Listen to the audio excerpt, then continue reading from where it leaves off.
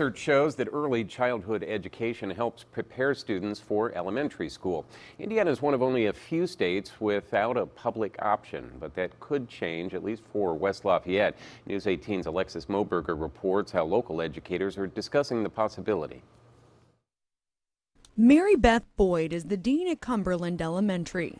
She spends most of her days interacting with students, watching them learn to read, write, and color.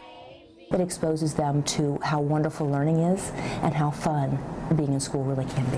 Boyd says pre-K skills are beneficial to students everywhere, but for some local children, early public education is not an option. When you come into an environment where certain students are reading, let's say, at a third grade level, and others have not been prepared to use a coloring book and crayons, there's a big discrepancy there. Indiana is one of a handful of states that lack pre-K education, and for many Hoosier families, preschool is not something they can afford. Early childhood education, especially for children living in poverty and at-risk students, has a great impact on how they're going to do when they get into kindergarten and go through the grade levels of a school.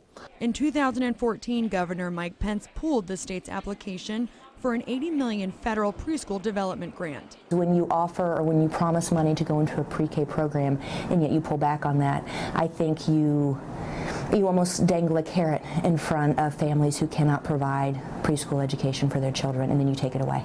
But Superintendent Rocky Killian says this is something that could change locally. Passion of mine to ensure that we help our children succeed, and in so implementing an early childhood center or early childhood education, we have a great opportunity to help those children. The West Lafayette School Corporation is in ongoing discussions about planning for its future. Part of those discussions, repurposing one of the district's current facilities into a preschool. What the best education systems in the world do, they focus on equity, and they focus on helping children be prepared for school. No plan is in place yet, but will be discussed after the next round of forums in spring. Alexis Moberger, News 18.